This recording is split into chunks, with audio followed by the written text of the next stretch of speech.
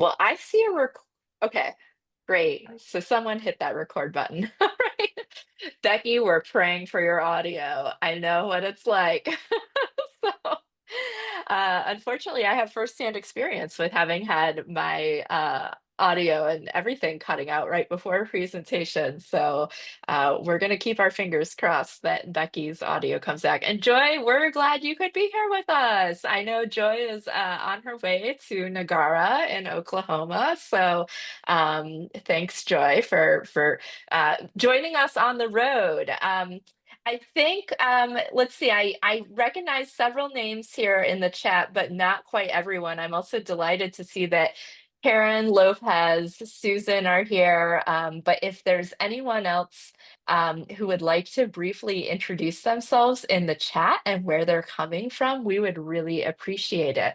So I'll give a very quick introduction to myself and Helen and kind of catch everyone up with where the AWARE project is right now, because it is, at least in this iteration, is coming to an end shortly. And this is one of our final deliverables from it. So hello to everyone who I haven't met yet. My name is Eira Tansey. I'm a archives consultant based in Cincinnati, Ohio, where I mentioned earlier, as we were all logging on, a line of thunderstorms is coming through my area. Maybe they're starting to hit Columbus, where Becky is. And so I apologize if my sound suddenly goes off, but the good news is that things are calm for the moment. I'm going to take the first few slides and then turn it over to my colleague, Helen Wong Smith. So if I suddenly disappear, we're going to have to hope that Helen's internet in Hawaii stays stronger than mine here in Ohio. For those of you who are not familiar with the AWARE project, this is a grant that the Council of State Archivists received in 2023 to begin working in a closer capacity with archives in the territories and non-contiguous states. So there have been a number of changes to the project over time, but one of the things that remained constant throughout the entire project was that Helen and I conducted site visits to all 7 site partners as part of this project. So that was an endeavor that took us around the world, and we issued a series of site visit reports written in conjunction with each of the partners. So those partners, to recap for those of you who need a refresher, included Puerto Rico, and Hilda from the Puerto Rico's archives joined us last week for the first webinar. After Puerto Rico, we went to Guam and then the Commonwealth of the Northern Mariana Islands. Ray Muna joined us last week from CNMI. However, it is 6 a.m. there, so I do not fully expect him to be on today's call again. But if he is, that might mean he got a break in between dropping off his kids to school. After being in that part of the Pacific, we then took another trip back to the Pacific when we went to American Samoa, where we met James Hemphill, who was on last week's webinar as well. Then from there, we went to Alaska. And then our final trips took us actually to the US Virgin Islands and then to Washington, D.C., because Washington, D.C. Made a swap with Hawaii as one of the site partners. So those were the 7 places we went, all either places that are territories, a non-contiguous state, or a district in DC's capacity. And I should also mention that Karen from Alaska are here, Susan, who is also deeply connected to the Virgin Islands, she's here, and Lopez from the Washington, D.C. Archives and Public Records Office is here as well. So I hope I didn't miss anyone else connected to the AWARE project who's here. But this has been a really exciting project. And just to catch everyone up, as of this morning, Helen and I submitted the final report, at least the draft form of our work, to Joy and her staff colleagues at the Council of State Archivists. So that public report, we'll be working with CoSA staff over the next few weeks to finalize it. But it was kind of us trying to synthesize everything that we observed across all of the site partners, just general trends we saw and things like that. So you can expect to see that. I don't want to put a timeline on it right now just because I don't know what that is, but you can expect to see that in the future. So one of the other deliverables associated with this project was a couple of webinars. So last week we had James from American Samoa and Hilda from the Puerto Rico archives who talked about environmental monitoring. The other thing that Helen and I noticed when we were doing our site visits, particularly with our colleagues who were in some of the more remote areas, is that there's a real need for professional development resources there. And as Helen and I quickly found out, traveling from some of these locations to the mainland is incredibly difficult. I feel like we kind of became de facto travel agents over the course of this project. And it really drove home also the ways in which I think professional development funding is so critical for people living in these areas, but also the real hunger for it and the need to maybe also expand it in the future. So I don't know, I don't think we have any funders on the call, but I hope that this is something that we can see more of in the future. So we did kind of create this webinar really targeting the interests of kind of the aware population. So you will see some mentions of sources that may or may not be relevant to you if you're not at one of these locations. But I do think hopefully it will be useful for everyone. And before I go into our slides, Helen, is there anything that I missed or anything that I should mention at this point?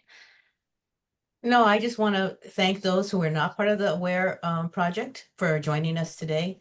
The fact that you are is very much appreciated. Great. All right. Well, with that, Helen's in charge of the slide deck because she's taking the lion's share of the of today's webinar. But I will go ahead and do the first few slides. So the first thing that we want to highlight, and most of the slides we have today, not all of them, but most of them actually are not just about professional development, but are really about where people can find funding. Because that was the biggest thing that we heard from many of the people that we were meeting with on our travels to all of the site partners is that, webinars are amazing, but also there is no substitute for getting that funding to be able to attend a conference or go do something. And so we really wanted to prioritize some of the funding with the dollar sign resources that are out there. So the first thing we wanted to draw attention to, and I should also mention, this is being recorded. We are going to share the slide deck. So for any of our colleagues who couldn't join us today, whether due to time zone issues or other things, we did want to make sure that these resources can go to those folks who can't join us in person right now. So the first thing that we are highlighting is CoSA, the Council of State Archivists, does have a travel stipend. So this information, and Becky is already anticipating what I was going to see if I could do, which was to put a link in the chat. So the Council of State Archivists does have a travel stipend available for applicants, and these will hopefully help a number of people get to the annual meeting this year in Salt Lake City.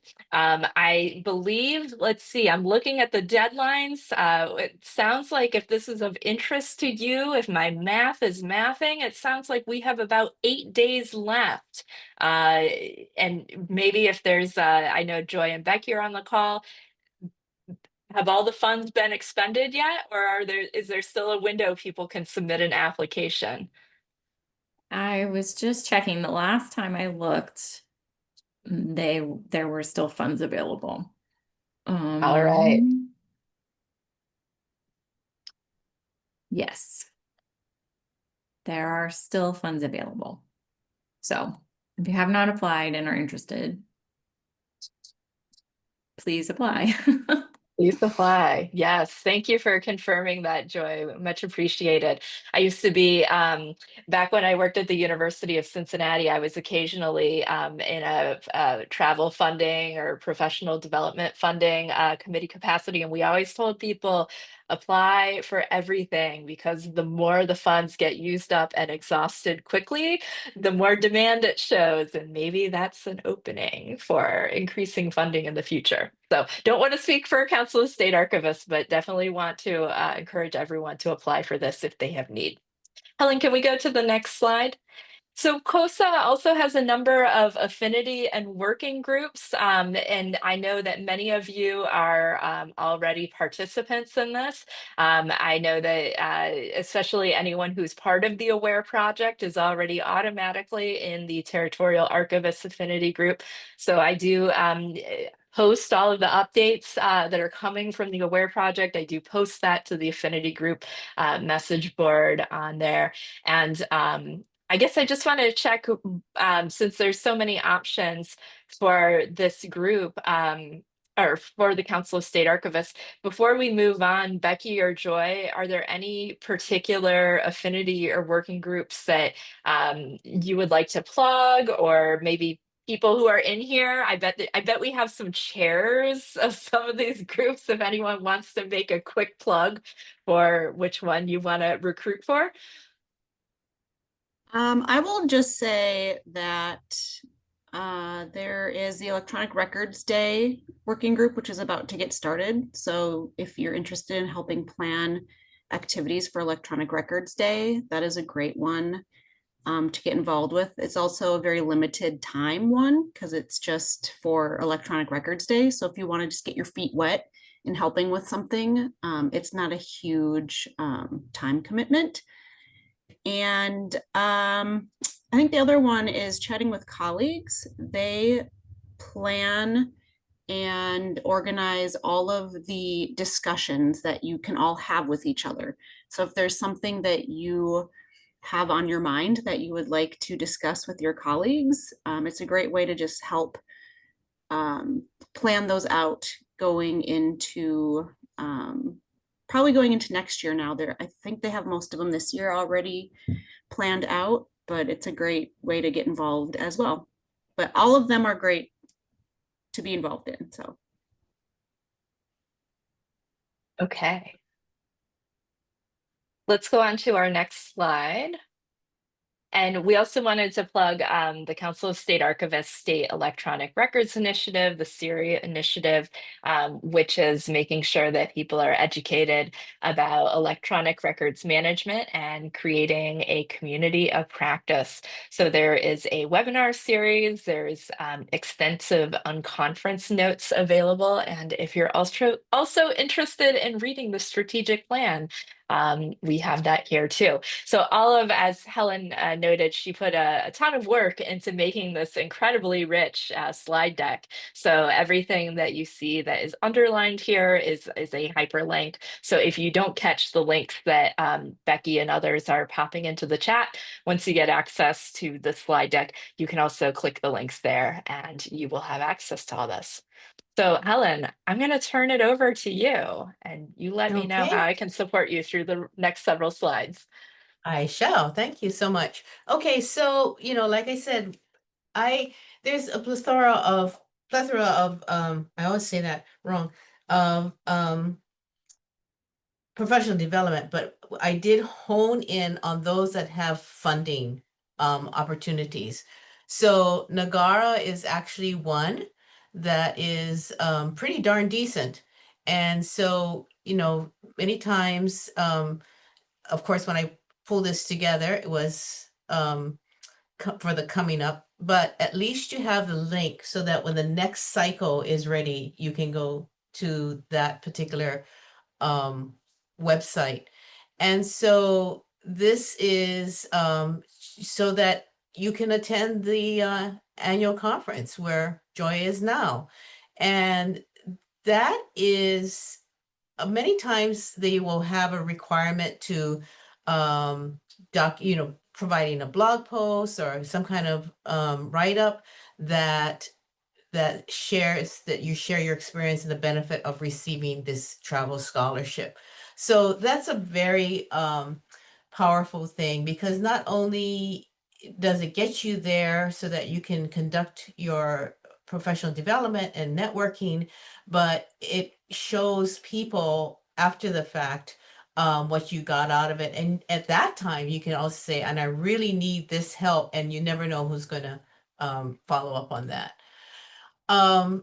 ATOM also has, while it's it's even broader than just professional development funding because it's a whole certificate. So you have scholarships to go to the conference, which I highly recommend to anybody. It doesn't, you don't have to be Indigenous. But the online resources certificate areas are pretty robust. And so this is something that they will, it's very low cost, or it is funded or supported, I should say. So I would highly recommend taking a look at this. And then, and like I say, you don't have to be Indigenous necessarily. I'm not, and I apply for them all the time. So, First People's Fund, they have these different options as well. And although it's not highlighted, actually, if you click on the title, it will take you, there is a hyperlink. When it's an image, it won't have that underline. But you have a number of grants and fellowships. The fellowship application is also something, oh, hello, that will support your professional development. So I highly encourage you that, you know, this is a little broader. It's not just for archives, obviously, but when I read the types of projects that they fund, I highly encourage you to apply for it. I think that it will be appropriate for archives. And we are trying to figure out what NDN stands for. They don't, on their website, it doesn't, so I think it's just their phonetic way of saying Indian collective. They are, even though it's for Native American, it started off with Native Americans, you'll notice that they include all our AWARE partners as well. So I thought that was pretty darn wonderful, because some of the comments we heard is that many of the grants or scholarships or what have you did not include territories or Pacific Islands. And that was definitely something that people were a little frustrated at. So this is one that does, and it does have this very well-funded Changemaker Fellowship. And so it's going to open up next year. So I highly encourage anyone to take a look at this one. And so because it will contribute to personal and professional development and leadership, which is a very exciting thing. The SAA Foundation has a Catalyst Fund that awards can be between 500 and 5,000 with no match required. We love those no matches. I was just on my final, having served on that foundation for 3 years on the board of directors, and they were saying that one of the proposals came from a professor and an archivist, and they kind of lacked the direct collaboration with the community that they were going to study. So I highly encourage you. And so as a result, we're going to be revising our application to say, you know, this is something that would really help. And I would encourage you to show that with a lot of these grants, is that show how this is going to help your community. You may be a government collection, but there's so many ways that it will help your immediate and your far-reaching communities.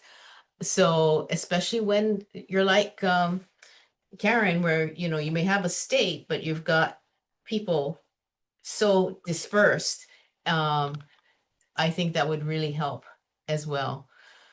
And then there's an opportunity grant. So it's a little bit smaller. but it's something that you can complete the work within 8 months. But this does fund internships and training opportunities. So this is something that I think works very well. Many times there's a professional development occurrence that we want to attend, and it's just too expensive. 2,500 can pretty much cover, for those of us in far-flung locations, that can pretty much cover your airfare and maybe your hotel. I want to follow up what Eira said. You know, I've applied for everything, and even when I went to AASLH, you know, a $750 award took care of my hotel. I was thrilled, you know, so it was one less thing I had to worry about. So these are, you know, Foundation has both the Catalyst and the Opportunity Grant. Don't just limit yourself to archives, because when I look at things like, and DPOE-N is hyperlinked as well. When I look at these funding opportunities, they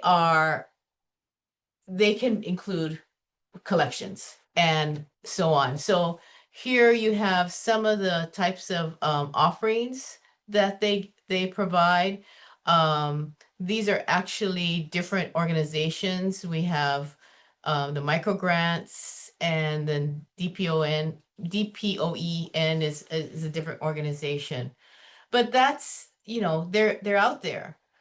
So ICA, International Council on Archivists, on Archives, actually has a funding opportunity too. You've got up to 5 grants that are not to exceed 5,000 euros. And it could, if you argue enough. So these, they'll fund professional management skills. So that's really exciting to me, is the fact that ICA and Joy, I think we were discussing whether CoSA is a member of ICA earlier. We are not a member of ICA, Okay. but after you made this slide, I think it's something I'm going to ask the board to think about, to see if it might be worthwhile for us to join. So then our members can benefit from these kind of related member benefits. So Thank you. I mean, you know, that's the thing. I can't imagine many government archives as members of ICA. So it will behoove you to go through CoSA if and when they decide to. And if they don't, find somebody else who is. Find a university or some other organization, large organization that might be. For those wanting to come to the Pacific, the PIALA, Pacific Islands Archives, Association of Libraries, Archives, and Museums, they do have a 1,000 grant, a scholarship, I should say, to attend. And so this is another opportunity. And the International Association of Sound and Audiovisual Archives is actually coming to Honolulu in September. I'm in charge of banquets. And so they actually have a travel award. So, you know, many of us have audiovisual and sound formats in our collections. And so I would not pass this over. I would investigate this as well. So, as we know, because of the current situation with federal funding, these may no longer be available. However, by looking at what their verbiage is on their websites, I included all of these and hyperlink them so that this time next year we can take a look at it, and or in 6 months, and see if things changed. You know, maybe somebody else, a private funder, came up and they can have these scholarships and grants available to you. So things like the Archives Leadership Institute, both Eira and I are member or what are we, alumni of. And, you know, all of these different things that they may not be funded now, but I'm hoping that they will be. So what we found over our visits is that some of the barriers, basically limited awareness. Many people are just not aware. We're so busy with our jobs, and we're only, you know, maybe we only can't work with CoSA or only with SAA, and you don't realize the number of sometimes even auxiliary organizations. And I showed you a few that you would not think that it could work for an archival collection, but they actually, when you look at the description and you look at the requirements, you could make an archives collection work as well, or community engagement as well. So I would say, you know, take a look, go out and seek them, and contact the staff. I highly recommend attending virtual sessions. They're not as good as in person. I totally agree with that, but it does, if nothing else, it makes you aware of what's out there.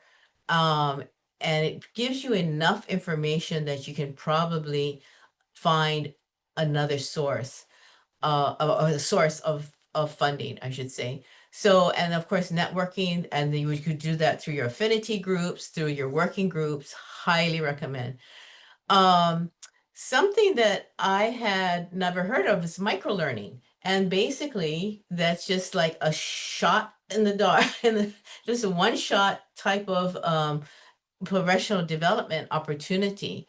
And then with that would take care of time constraints and limited resources, is to present a return on investment for professional development to your funders. Now, whether that's your legislature or your state controller or somebody like that, there's a lot written up on the return on investment for professional development, and I highly recommend you take a look at that.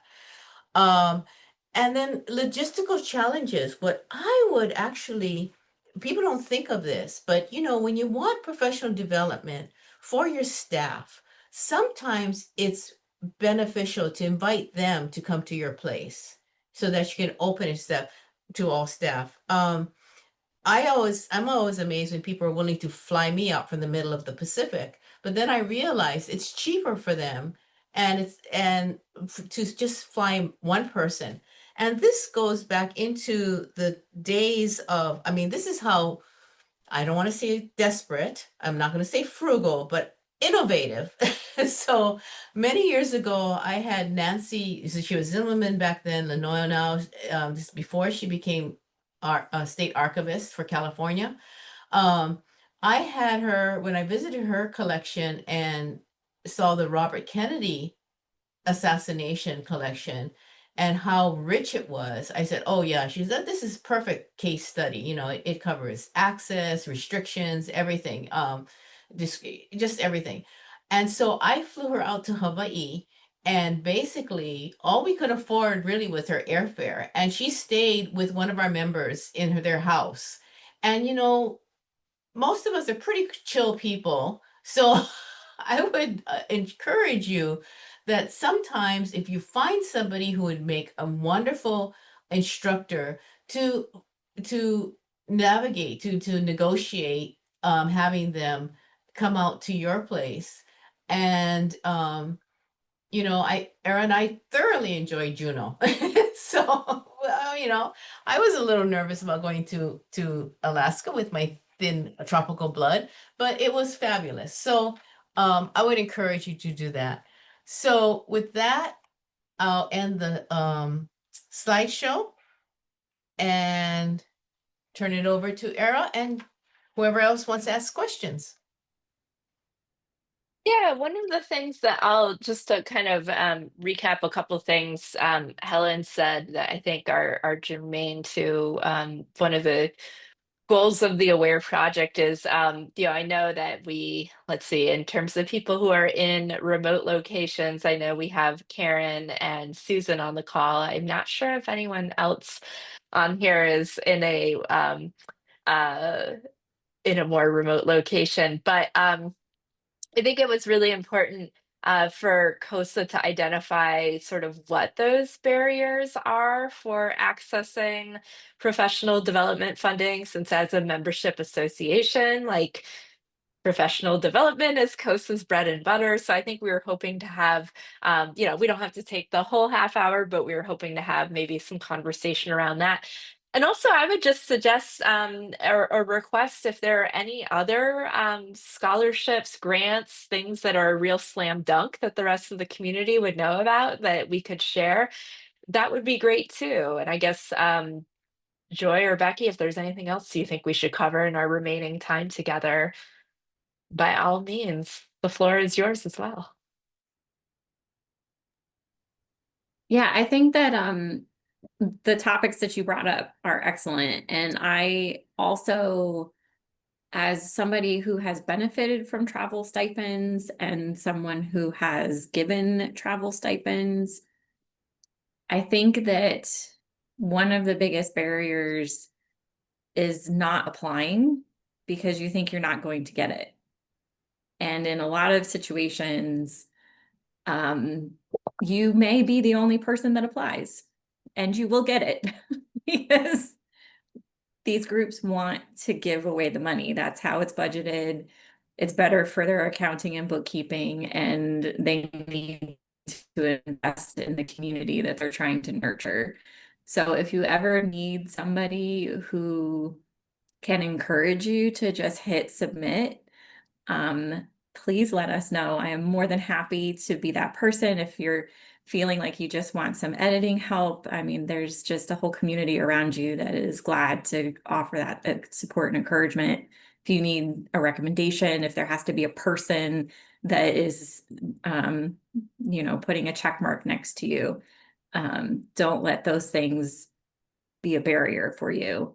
Because more often than not, funds go ungiven because not enough people apply for them, and nobody likes that. So that's my advice.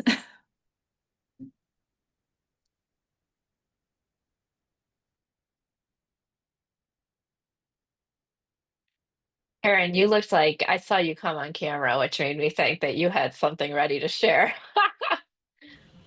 No, I don't. I finally don't have mayhem behind me, but but yeah, we appreciate when people come here, and of course, we budgets change every year. This year we have absolutely no travel funds, so none of our staff will be traveling, or we'll look for stipends, but it's still not enough to pay for the travel from us. And I assume that's the way with other non-contiguous, particularly Pacific-based folks. So I do not want my staff to pay for out-of-pocket costs just so they can travel, because we have a travel ban in our state. So, and in other states, and I'm sure territories go through this too, each year is a new year. Politics sometimes play, budgets always play, but it's getting more difficult now, for us at least. Karen, can I ask, is that travel ban basically like it's a statewide sort of thing on what's perceived as extraneous funds for state employees? So the way that our budget is working this year, for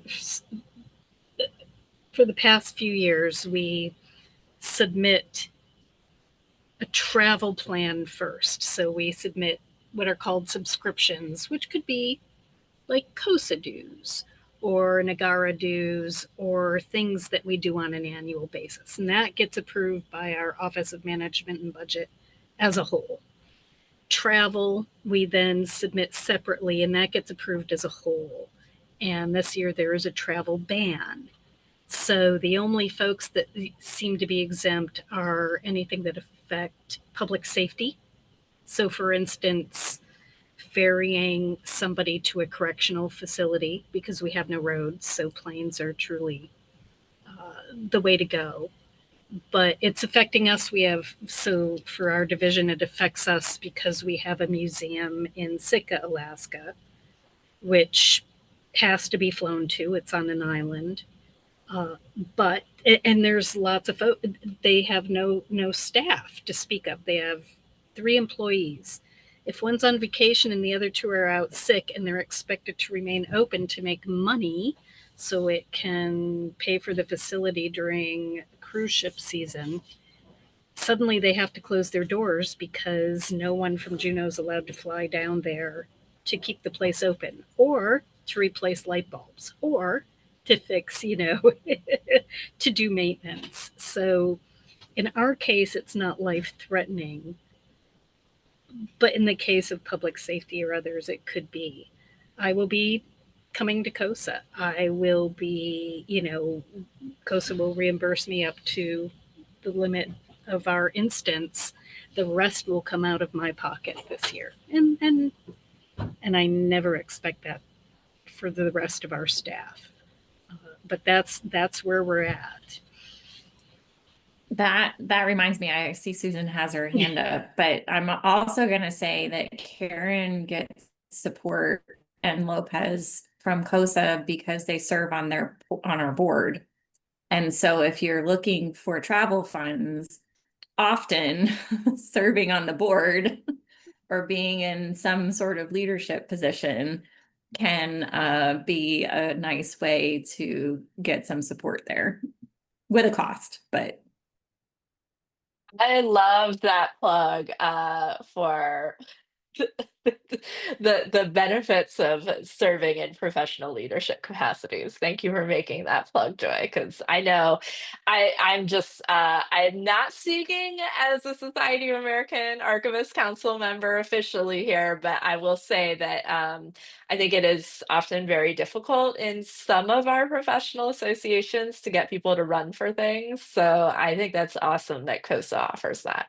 Susan, you had your hand up for a couple minutes. Go ahead. Thank you. I just wanted to ask Karen. Karen, do you ever have events that are sponsored by the Canadian Archivist Associations or nearby that would make sense for travel for you? Because I will tell you from my own experience here in the Virgin Islands, the University of West Indies and Jamaica, which is still far away, but closer than some other stateside locations, offers some great opportunities, as does the Caribbean group of the ICA that's here, Carbica.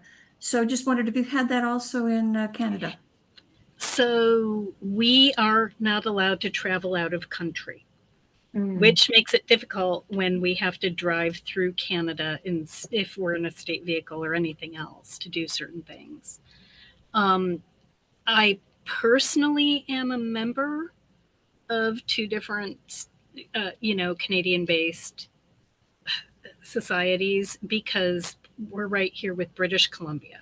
And we used to be more active with our counterparts in the Yukon Territory and in BC than we are now. In other words, all of our staff used to be much more connected. And now it's just me.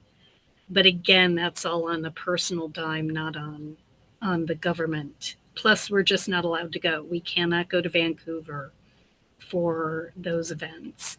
I meet more Canadians at Preservica users groups, either in person or online, than I get to go to conferences and such. But yes, Susan, that would be a wonderful thing because we have utilized Canadian-based software for catalogs and long before we implemented EAD, we were using RAD because it was just so handy to have since we had a users group in the 80s and 90s and corresponded and did that. So Thank you, Karen.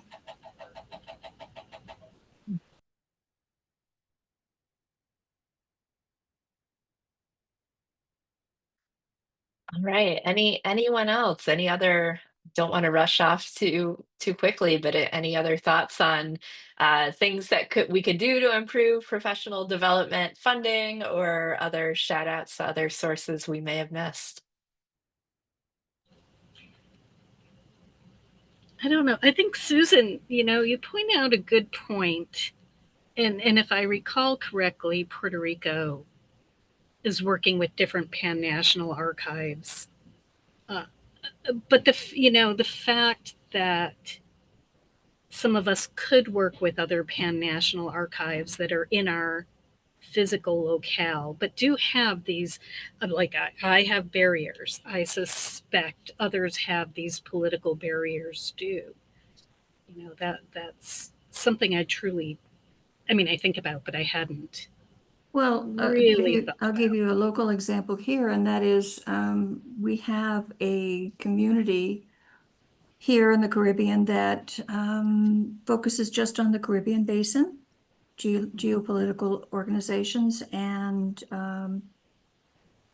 funding is widely available from it, but we can't participate because we're part of the US. Mm. Right? And so we don't have the standing to participate as an island nation.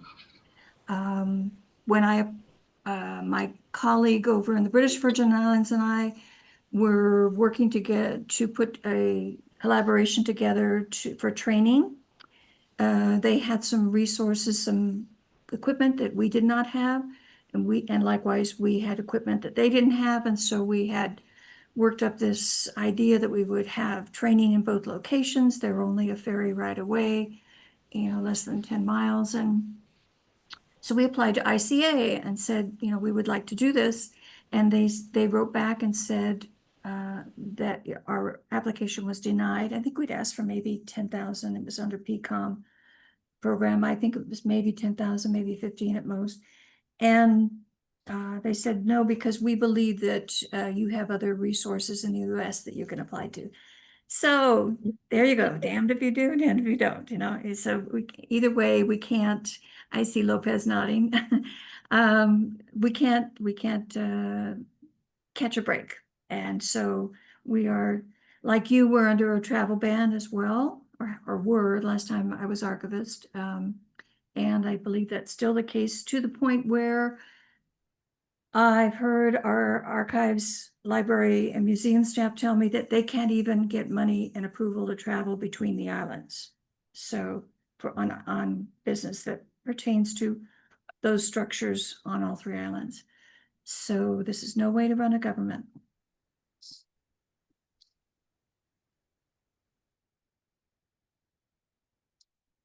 Lopez, I see you came on camera with your cherry blossoms. Did you have anything you wanted to share? I did, but I'm not sure if I remember what I was about to say. Because it related to DC and how, being here with the Smithsonian's and the National Archives and the DC Public Library and the DC History Center. Are they still open these days? They are. So, we're hanging in there. So, it's an interesting time. We're on a travel ban too. So you have to see how you can finagle your travel, which is a question I do have to ask, because they put out this broad travel ban. I think they said no one could even pay for you to go. So I have to double check on that. But yeah, it is good to be able to collaborate, especially with those close to you, to have programming. I'm trying to put together a program bringing together those of us in DC government who preserve history, just to talk about what we do so people know that we even exist. Because the federal institutions they take up so much space in DC that those of us that do local history kind of get lost in the sauce. And so that is one of our challenges, kind of, hey, we're here too, And so I said, that's a great idea, the things that Karen's doing, kind of work with people who are close, but the restrictions of how you work together are also there, the politics of it, especially now with everything happening, the politics are even more important of how we interact. So that's just something to keep in mind. This is probably go ahead, Karen. I was going to say, I know back in the 1990s, as Russian opened up, we actually worked with the Russian Far East and had exchanges with librarians and archivists from Vladivostok and Sahai, and they came here and we went there. And it was fascinating. Needless to say, that won't be happening ever again. But if we, thinking of pan-national archives in my mind, but yeah. There's a ton of archival literature from the early 90s about kind of like that period when all of these like Eastern European and formerly Soviet archivists were like doing a lot of cultural exchange with North American archivists. And it's a shame that that kind of cultural exchange is not more frequent. And in fact, at one point, SAA even had a joint meeting, I think in Toronto or Montreal, with the Association of Canadian Archivists, like in the 70s or 80s. So I don't know, maybe CoSA could do a pan-national North American archives conference. Becky and I might need to get some help with.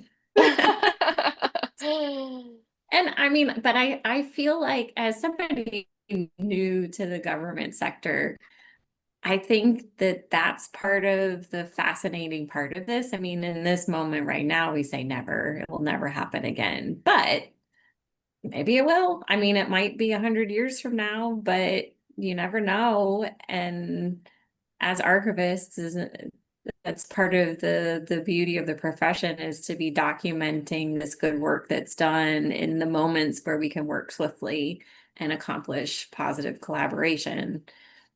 This idea of people coming to you and helping to get the professional development where you are is percolating in my head now. And it makes me wonder. I know that there are versions of this in other association spaces, but developing a CoSA specific directory expert, people who are willing to travel both from within our community and from outside of it, who could serve as a resource to all of you, so you don't have to do the legwork of trying to find trusted experts. And maybe that's part of our long-term educational programming plan, is helping to support that one person to travel to you to support training needs where you are, so you can have that in-person experience within the restrictions that you might be facing at this moment. Yes, Helen, as soon as we can get maybe, I don't know, 40 of the states to decide that Hawaii isn't a resort destination, we're going to be all over that joint meeting in Hawaii. Well, the fact that we have so many with International Association, of Sound and Audiovisual Archivists coming, and they had 250 people in Barcelona last year. And so we were thinking, okay, with the travel bans, it's probably going to be 100. We have people from China coming. Now, I don't know how they're going through the ban, but it can be done. So, not sure. And studies have shown that I think the more you collaborate, and like Lopez is talking about, broadening it to those who have history collections, not just focusing on archives, it's just behooves you.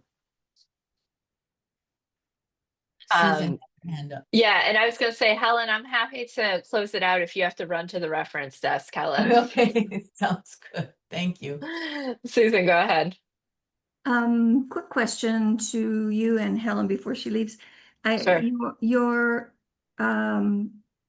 Your report draft makes reference to the value of speaking with elected officials Mhm. and how that can help the advocacy for archives and for other aspects, professional development and so on.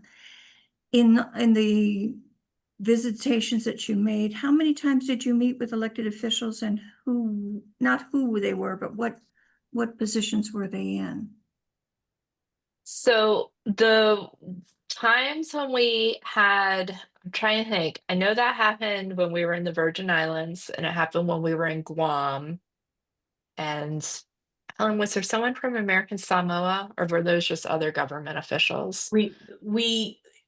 I don't know that she was elected, but like DC, she was appointed and she had power. Yeah. So, Oh, yeah. And in yeah. DC, yeah, the Secretary of State. But So, we yeah. did, So, she joined us, yeah, for lunch in yeah. in So, Samoa. we generally, the levels that we were meeting at were the same political jurisdiction as the site partners, if that makes sense. So, it was like state, not state level, because we didn't meet any political people in Alaska, but it was district level. So in DC's case, the Secretary of State, or in Virgin Islands and Guam, it was territorial legislators. So it was that level. It wasn't anyone with a connection to US Congress. And was there another part of your question? No, I think that's a valuable thing to do, and it is a target, just like our advocacy for CoSA in DC annually. It's something maybe Mhm. all of us need to think about doing in each of our jurisdictions. Yeah. Yeah, you gotta have a will, but thank you. It's always the hobby horse that I'm riding forever in our profession as a person who's done a lot of public policy work, is that like no, I mean, yes, I hope the genealogists all start calling their legislators on behalf of archives, but like no one is coming to save us except ourselves. So, friends groups are great, genealogists are great, and also we have we have to develop these advocacy skills. And I recognize that government employees are sometimes circumscribed in what they can say, so I am very sensitive and cognizant of that. But I also know that a lot of government employees have ways of working behind the scenes to develop and cultivate those allies, and many of them are on this call today. So I think I'll leave it there before I say anything that gets anyone in trouble. And maybe turn it over to Joy for any final words. Or Helen, did you have one last final thing you wanted to say before we adjourn? No, I'm gonna head Yeah. out. Okay. Great. Thanks, Helen. Joy, did you want Becky or Joy, any final words? I just want to put a plug in for the August Chatting with Colleagues discussion coming up next month. They are also going to be talking about professional development, continuing education, more just like a casual conversation about what's out there, what have you enjoyed, what have you not enjoyed, what do you look for in what's available, what piques your interest, what are you willing to attend, not willing to attend. So if this is a topic of interest, please join us for that as well. And I'll grab the registration link so you can register if you want.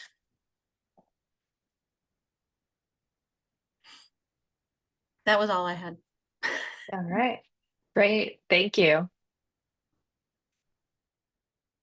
No, just a warm thanks to everybody who came, to Eira and Helen for hosting and gathering these ideas together, and all of our project partners who have made this AWARE project such a rich exploration of territorial archives in the US. I'm really looking forward to the final report, and I'm not going to put a date on it either, but I'll say soon. Sooner rather than later, certainly by the time we're meeting for our annual meeting. But it's such a bright spot in the work that we're doing right now. And I'm hopeful that it attracts some real attention on what we can do next in supporting all of our members, really, but supporting those who need a different flavor of help maybe than those contingent 48 that we have too. Great. Thanks so much. All right. Well, I think we covered it. We did it. So thanks everyone. And I hope to be back in another CoSA space at some point. But if it is a little while until I'm in a larger group, I just want to express what a joy it's been to work with the site partners and Joy and Becky and Helen in this work.